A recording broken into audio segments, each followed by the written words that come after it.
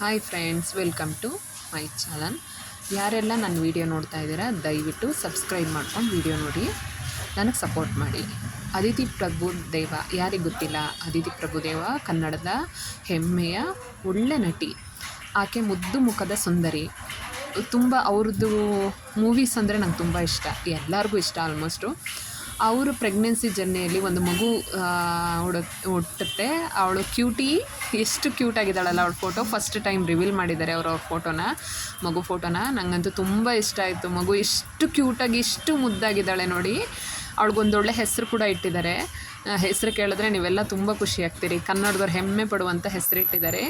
ಆ ಹೆಸರು, ಮಗು ಹೆಸರು ನೇಸರ. ಸೂಪರಾಗಿದೆ ಅಲ್ಲ? ನೇಸರ ಅನ್ನೋ ಹೆಸರು ಕೇಳೋಕ್ಕೆ ಎಷ್ಟು ಚೆನ್ನಾಗಿದೆ ಅಲ್ಲ? ಕೆಲವರು ಏನೇನೋ ಇಡ್ತಾರೆ, ವಿಚಿತ್ರವಾದ ಹೆಸರುಗಳಿಟ್ಟಿರ್ತಾರೆ. ಬಟ್ ಆದರೆ ಮಗುನೂ ಅಷ್ಟೇ ಅಷ್ಟು ಕ್ಯೂಟಾಗಿ, ಸೇಮ್ ಪ್ರಭುದೇವ, ಇವರು ಅದಿತಿ ಪ್ರಭುದೇವ ಅವ್ರನ್ನ ನೋಡಿದ ಹಾಗೆ ಆಗುತ್ತೆ ಮಗು ನೋಡಿದ್ರೆ. ತುಂಬ ಮುದ್ದಾಗಿದೆ. 6 ತಿಂಗಳು ಮಗು. 6 ತಿಂಗಳಾದಮೇಲೆ ಆ ಫೋಟೋಸ್ ಅವರೆಲ್ಲೂ ರಿವೀಲ್ ಮಾಡಿರಲಿಲ್ಲ, ಮಗು ಫೋಟೋ ಮತ್ತು ಹೆಸರು ಕೂಡ ರಿವೀಲ್ ಮಾಡಿರಲಿಲ್ಲ. ಅವ್ರು ಸೋಷಿಯಲ್ ಮೀಡಿಯಾದಲ್ಲಿ, ಯೂಟ್ಯೂಬಲ್ಲೆಲ್ಲ ಅವ್ರ ಚಾನಲ್ಸ್ ಎಲ್ಲ ಇದ್ದರೂ ಮಗು ಫೋಟೋನ ಅವ್ರು ಕವರ್ ಮಾಡ್ತಾಯಿದ್ರು. ನಾನು ಅವ್ರ ಫಾಲೋವರ್ ಕೂಡ. ಬಟ್ ಆದರೆ ಇವತ್ತು ಅವ್ರ ಮಗು ಫೋಟೋ ರಿವೀಲ್ ಮಾಡಿರೋದು ತುಂಬ ಖುಷಿಯಾಗಿದೆ. ತುಂಬ ಮುದ್ದಾದ ಮಗುಗೆ ಅದಿತಿ ಪ್ರಭುದೇವ ಅವರು ಜನ್ಮ ಕೊಟ್ಟಿದ್ದಾರೆ.